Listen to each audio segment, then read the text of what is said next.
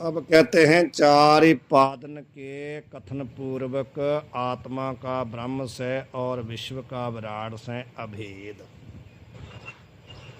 चार पाद बताएंगे, उपनिषद में भी बताए हैं, यहाँ भी बताएंगे कि ब्रह्म के ये बताएंगे विराट के चार पाद कौन से हैं, विश्व के कौन से हैं। इस प्रकार ब्रह्म के और विश्व विराट के बताएंगे। ब्रह्म रूप ओंकार का आत्मा से भी अभेद चिंतन करें। अर्थ क्या हुआ? ब्रह्म रूप जो ओंकार, ब्रह्म रूप का किसके साथ अभेद करना? ओंकार का। ब्रह्म रूप ओंकार का अभेद किसके साथ करना? पहले जो पीछे बताए हैं कि ब्रह्म क्या है, ओंकार स्वरूप है। क्योंकि ओंकार सभी नाम, जितने संसार में नाम है, सब ओंकार स्वरूप हैं। और ओंकार क्या है? ब्रह्म स्वरूप है। ये पीछे सिद्ध कर रहे हैं। तो आज कहते हैं भी ब्रह्म रूप जो ओंकार है, इसमें है बाबा जी विचार सागर। बाबे विचार सागर वाली PDF दोबारा भेजो। अब बता रहे हैं कि ब्रह्म रूप ओंकार का आत्मा से भी अभेद चिंतन करें। काहें ते क्यों ऐसा करना चाहिए? आत्मा का ब्रह्म से मुख्य अभेद है। कैसे अभेद है? आत्मा और ब्रह्म दोनों एक कैसे हैं? आत्मा प्रात्मा एको करे। गुरु ग्रंथ साहब महाराज भी कहते हैं कि इन दोनों का अभेद चिंतन करे।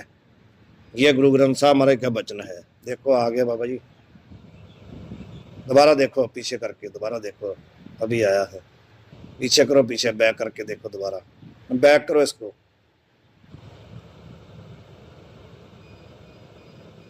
अभी दोबारा खोलो, अभी आया है। टैग ही किया, खुलता नहीं क्या? टैग किया अभी यही है। अब क्या, ये गुरु ग्रंथ साहब महाराज ने यही बात कही है कि ब्रह्म का और आत्मा का अभेद चिंतन करना चाहिए। जब अभेद चिंतन होगा, अभेदता हो जाएगी, तो फिर क्या होगा? अंतर की दुविधा अंतर मरै। ये है सिद्धांत कि जब ब्रह्म का और आत्मा का अभेद हो जाएगा तो द्वैत की निवृत्ति हो जाएगी। ज्ञाते द्वैतम न विद्यते, ऐसा हो जाएगा। अब कैसे अभेद चिंतन करना उसको बता रहे हैं। ब्रह्म के चार ही पाद हैं। अब कहते हैं ब्रह्म के चार पाद हैं। पाद का अर्थ जहाँ पर पैर नहीं करना कि ब्रह्म के चार पैर हैं, ऐसा अर्थ नहीं करना। नीचे टिप्पणी देख लो पहले। यहाँ पाद शब्द जो है सो धान्य के पाद की न्यायी विभाग रूप अर्थ का बोधक है। जैसे किसी अनाज के चार हिस्से हो जाते हैं ना, यहाँ पर पाद का अर्थ चार विभाग हैं। ये नहीं कि चार उसके पैर हैं ब्रह्म के, ऐसा नहीं। चार पाद का अर्थ है 172 पेज है, 172। कहते हैं कि उसका अर्थ है कि ब्रह्म के चार हिस्से हैं। कौन कौन से हैं बताएंगे। पाद नाम भाग का है, देखो स्पष्ट ही कर दिया। जैसे ब्रह्म के चार पाद हैं, तैसे आत्मा के भी चार पाद हैं, चार हिस्से हैं। ये सब समझने के लिए है। वैसे पीछे बता दिया ब्रह्म अखंड है, उसका हिस्सा कोई हो नहीं सकता, लेकिन समझाने की दृष्टि से है। पाद नाम भाग का है, ताही को अंश भी कहे हैं। वैसे वास्तविक यथार्थ रूप में ब्रह्म में अंश अंशी भाव है नहीं, पर समझाने की दृष्टि से बता रहे हैं। विराट, हिरण्यगर्भ, ईश्वर और तत्पद का लक्ष्य ईश्वर साक्षी, ये चार ही पाद ब्रह्म के हैं। ब्रह्म के कौन से चार हिस्से हैं? एक विराट, दूसरा हिरण्यगर्भ, तीसरा ईश्वर, तो चौथा क्या है? साक्षी। ये चार हैं। विश्व तेजस प्राज्ञ और तुम पद का लक्ष्य जीव साक्षी, ये चार पाद आत्मा के हैं। समझ आई? चार ही ब्रह्म के और चार ही आत्मा के। ब्रह्म के चार कौन है? विराट, हिरण्यगर्भ, ईश्वर और ईश्वर साक्षी। और आत्मा के कौन से हैं? विश्व तेजस प्राज्ञ और जीव साक्षी। ये चार चार पाद हैं। और जीव साक्षी को ही तुरीय कहे हैं, उसी का नाम तुरीय है मूल में। समष्टि स्थूल प्रपंच सहित चेतन विराट कहिए हैं। विराट किसका नाम है? साक्षी का तो बता दिया। अब कहते हैं भी विराट किसको कहते हैं? समष्टि स्थूल प्रपंच का जो अभिमानी है ना, चेतन, उसको कहते हैं विराट। समष्टि स्थूल प्रपंच का जो अभिमानी है उसको कहते हैं विराट। व्यष्टि स्थूल अभिमानी को क्या कहते हैं? विश्व। विराट की और विश्व की उपाधि क्या है? स्थूल। यहाँ ते विराट ही विश्व है, विराट ते न्यारा नहीं। अभेदता बता दिया ना कि दोनों की उपाधि स्थूल है, इसलिए वे विश्व और विराट दोनों एक हैं। विराट रूप विश्व के 7 अंग हैं। जो विराट रूप विश्व है ना, उसके क्या है? 4 तो पाद पहले बताए थे, अब 7 अंग बता रहे हैं। किसके? 19 मुख ऊपर बताया था। विराट विश्व के 7 अंग और 19 मुख हैं। तो पहले बता रहे हैं कि उसके 7 अंग कौन कौन से हैं। स्वर्ग लोग उसका क्या है? मूर्धा। सूर्य क्या है? नेत्र। वायु क्या है? प्राण। आकाश क्या है? उसका धड़ है। और समुद्रादि रूप जितना जल है उसका क्या है? मूत्र है, मूत्र स्थान है। पृथ्वी उसके पाद हैं। या अग्नि में हो करिए सो अग्नि मुख है। ये 7 अंग क्या हैं? विराट रूप विश्व के 7 अंग हैं। यदि आपने सबने कोई महाभारत देखा होगा तो उसमें जब भगवान कृष्ण अर्जुन को दिखाते हैं ना अपना विराट स्वरूप, तो ये सभी उसमें दिखाए हैं जो अब अभी बता के आए हैं सभी। तो इससे चिंतन कर लो कि इतना बड़ा स्वरूप है विराट का, इतना बड़ा। ये मांडूक्य में यद्यपि स्वर्गलोक आदि विश्व के अंग बने नहीं, तथापि विराट के अंग हैं। ता विराट में से विश्व का अभेद है। मैंने आपको बताया था ना, मांडूक्य उपनिषद जब पढ़ोगे तो ये 4 पाद उसमें दिखाए हैं, लेकिन विराट के दिखाए हैं। और 7 अंग भी विराट के ही दिखाए हैं। उसमें आएगा, मांडूक्य उपनिषद के भाष्य से पता चलेगा। यहाँ पे विश्व के अंग कहे हैं। विराट के साथ अभेद है ना विश्व का, इसलिए कहते हैं विश्व के अंग कह दिए। वास्तविक यदि उपनिषद में पढ़ोगे तो वहाँ पर विराट के अंग हैं। तो दोनों का अभेद होने से ये विश्व के 7 अंग कह दिए। तो ऐसे विराट विश्व के 19 मुख हैं। जैसे 7 अंग हैं, 19 उसके मुख भी हैं। कौन कौन से हैं? पंच प्राण, पंच कर्मेंद्रिय, पंच ज्ञानेंद्रिय और 4 अंतःकरण। ये 19 मुख की न्यायी भोग के साधन है। मुख क्या है? हमारा भोग का साधन है ना। तो इसलिए ये विराट रूप विश्व के 19 मुख हैं। मुख का भाव है ये भोग के साधन है। इनके द्वारा ही विराट जो है भोग करता है संसार के विषयों का। जो आप आरती में पढ़ते हो ना, सहस तब नैन नन नैन है तो हे कहो, उसकी व्याख्या है ये। वहां पर विराट का ही स्वरूप वर्णन किया है, यदि समझ जाए तो।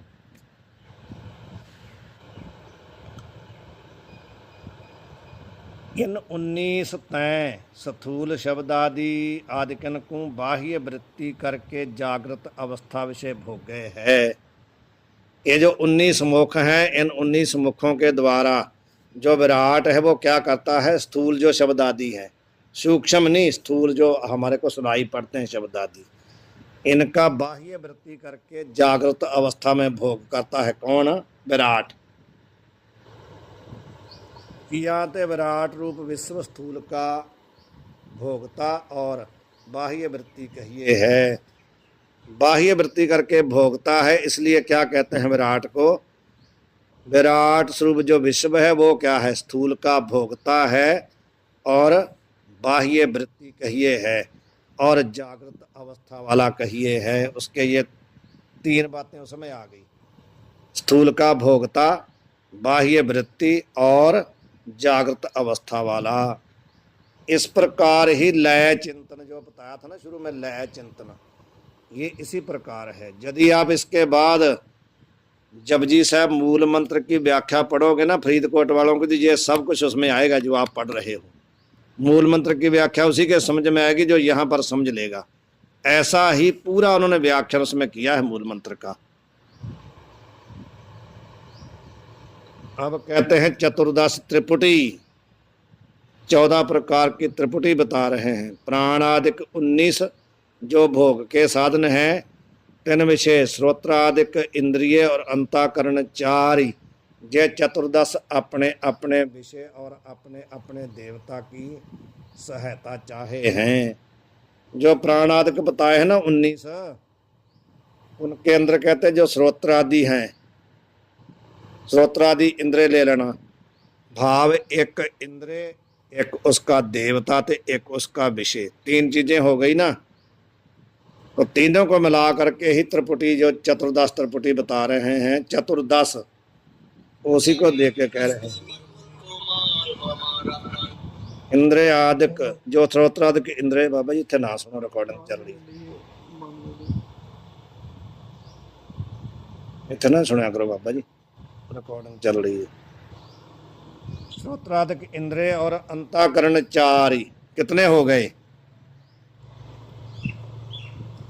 14 हो गए कि नहीं? 10 इंद्रिय और 4 अंताकरण, 14 हो गए ना जी, हो गए। 14 ये हो गए, 14 इनके देवता हो गए, 14 इनके विषय हो गए। ये चतुर्दश अपने अपने, ये जो 14 हैं ये क्या करते हैं, इनको क्या चाहिए? एक तो इनका अपना अपना देवते की सहायता चाहिए और साथ में इनका विषय चाहिए, तभी किसी ज्ञान को ये हमारे को दे सकते हैं। जैसे श्रोत्र है, श्रोत्र को एक तो रूप चाहिए और श्रोत्र का देवता सूर्य चाहिए, तभी किसी वस्तु का रूप अनुभव होता है, नहीं तो नहीं होता। ये बता रहे हैं। देवता विषय की सहाय बिना केवल इनते भोग होवे नहीं। यदि देवता और विषय दोनों साथ में नहीं होंगे तो जो विराट है उनके द्वारा भोग नहीं कर सकता। यहाँ ते पंच प्राण और चतुर्दश त्रिपुटी विराट रूप विश्व के मुख कहिए हैं। ये उसके मुख इसलिए हैं कि इनके बिना, चतुर्दश त्रिपुटी के बिना वो भोग नहीं कर सकता, इसलिए इनको मुख कहा है। ये उसके मुख हैं। इनके समुदाय का नाम क्या है? त्रिपुटी। त्रिपुटी का अर्थ होता 3, जिसमें 3 वस्तु हैं, उसको त्रिपुट कहते हैं। एक इंद्रिय है, दूसरा विषय है, तीसरा देवता है। त्रिपुटी हो गई, 3 पुट हैं जिसमें। सो त्रिपुटी इस रीति से कही है। श्रोत्रेंद्रिय अध्यात्म है और ता का विषय शब्द अधिभूत है। दिशा का अभिमानी देवता अधिदेव है। अध्यात्म अधिभूत अधिदैव, इसको भी समझ लेना। अब देखो समझा रहे हैं। केवल श्रोत्रिय को लोग तो श्रोत्रेंद्रिय क्या है? अध्यात्म है और उसका विषय जो शब्द है वो है अधिभूत। और दिशा, उस दिशा का जो अभिमानी देवता है उसको कहेंगे अधिदेव। या प्रकरण में क्रिया शक्ति वाले और ज्ञान शक्ति वाले इंद्रिय और अंताकरण अध्यात्म कहिए हैं। समझ आई आपके समझ में? क्रिया शक्ति वाले कौन देवते हैं, कौन इंद्रिय हैं? कर्म इंद्रिय। और ज्ञान शक्ति वाले कौन है? ज्ञान इंद्रिय। और साथ में क्या है? अंताकरण। इनको सबका नाम है अध्यात्म।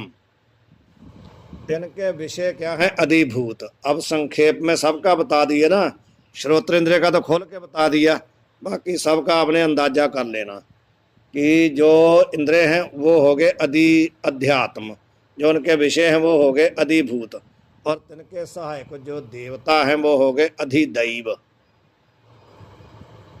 अब बता रहे हैं आगे फिर खोल के अकेले अकेले को। त्वचा इंद्रिय अध्यात्म है, ता का विषय स्पर्श अधिभूत है, वायु तत्व का अभवानी देवता अधिदैव है। नेत्रेंद्रिय अध्यात्म है, रूप अधिभूत है, सूर्य अधिदेव है। रसनांद्रिय अध्यात्म है, रास अधिभूत है, वर्ण अधिदेव है। ये देवता साथ में बता रहे हैं। घ्राण इंद्रिय अध्यात्म है, गंध अधिभूत है और अश्विनी कुमार अधिदेव हैं। घ्राण का इंद्रिय कौन है? अश्विनी कुमार। और वार्तिककार सुरेश्वराचार्य ने पृथ्वी का अभिमानी देवता घ्राण का अधिदेव कहया है। सुरेश्वराचार्य की मिलती है बनारस में वीरेंद्र सिंह वार्तिक, जी महाराज। वहाँ मिल जाती है। सुरेश्वराचार्य कौन थे मालूम है क्या? नहीं महाराज, उसके वैष्णव मत के थे ये। जिनके साथ शंकराचार्य का शास्त्रार्थ हुआ था, शास्त्रार्थ। जी। वो फिर शास्त्रार्थ में जब परास्त हो गए थे, शंकराचार्य जी के शिष्य बन गए, तो शंकराचार्य ने भी उनका नाम, शंकराचार्य जी ने ही उनका नाम सुरेश्वराचार्य रखा था। ठीक है, वो प्रयागराज वाले महाराज जी जो। हाँ वही वही मंडन मिश्र। हाँ, मंडन मिश्र पहले नाम था उनका, मंडन मिश्र। बाद में शिष्य हो गए थे, सुरेश्वराचार्य हो गए। उनकी वार्तिक मिलती है, उनका पंचीकरण ग्रंथ भी है जो कल बताया था। तो ये कहते हैं जो वार्तिककार है ना सुरेश्वराचार्य जी महाराज, उन्होंने पृथ्वी का अभिमानी देवता किसको माना है? घ्राण का जो अधिदेव है ना, उसी को ही माना है। घ्राण का अधिदेव कौन है? अश्विनी कुमार, उसी को ही माना उन्होंने। 100 भी बने हैं काहे थे? पृथ्वी से घ्राण की उत्पत्ति है, या ते पृथ्वी अधिदेव देव कहया है। पृथ्वी को कहते हैं अधिदेव, अश्विनी कुमार को भी अधिदेव कहते हैं, पृथ्वी को भी अधिदेव कहया। क्यों? क्योंकि पृथ्वी से घ्राण की उत्पत्ति हुई है। तो सूर्य की बड़वा की नासिका ते अश्विनी कुमार की उत्पत्ति कही है, या ते नासिका का अधिदेव कहूँ, अश्विनी कुमार भी कहे हैं।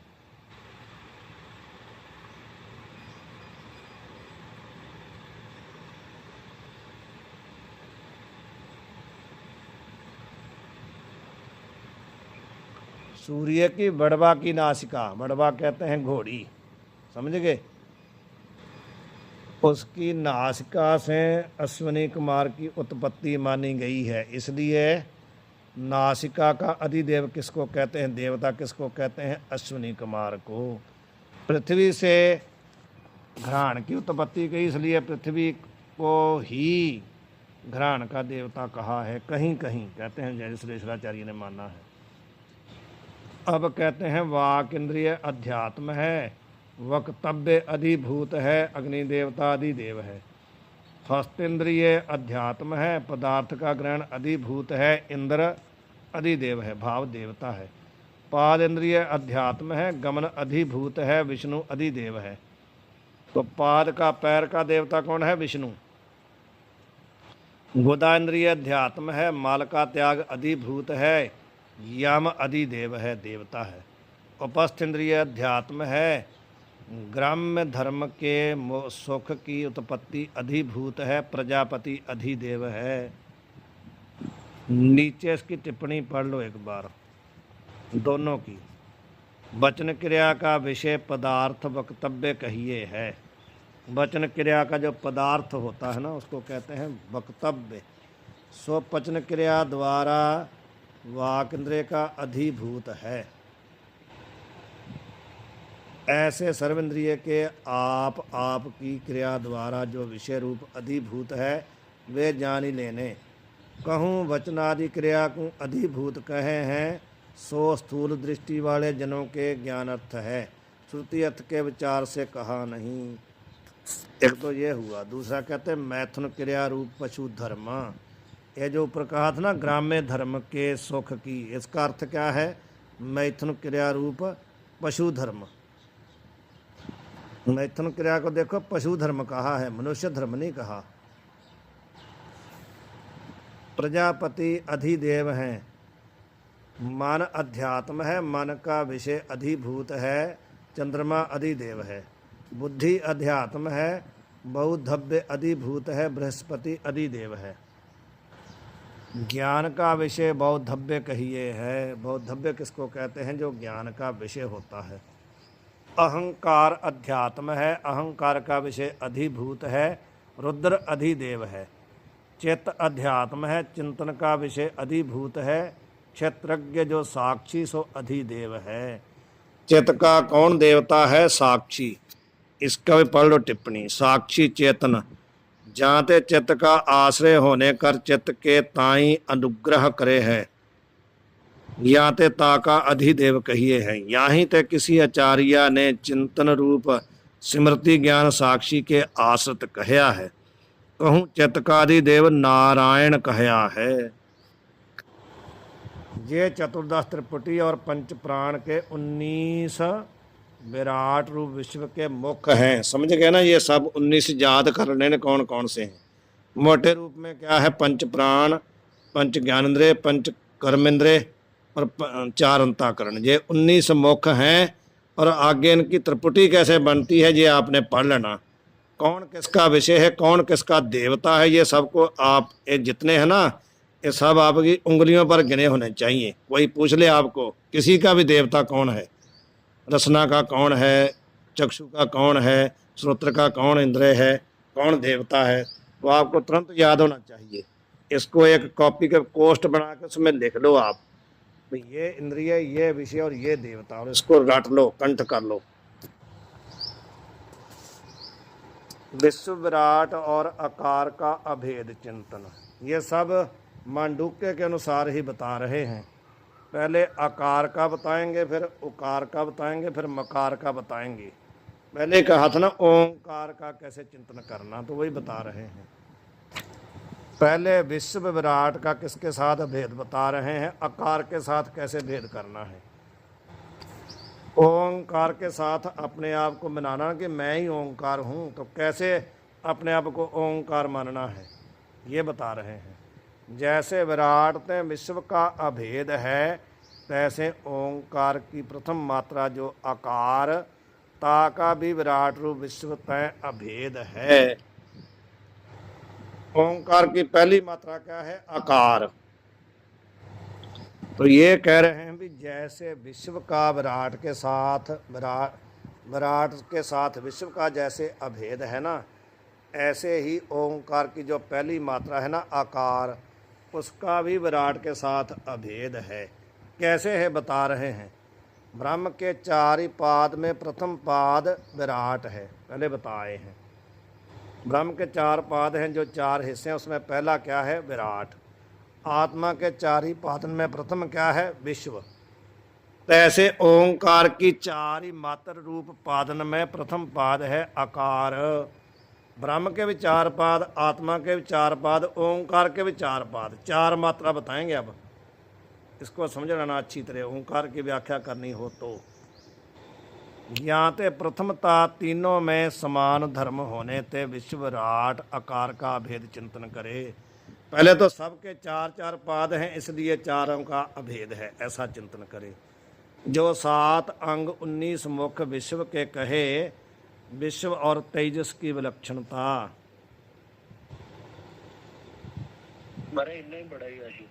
वाहिगुरु जी का खालसा, वाहिगुरु जी की फतेह। ठीक है, 4 मारे गल कर लेंगे।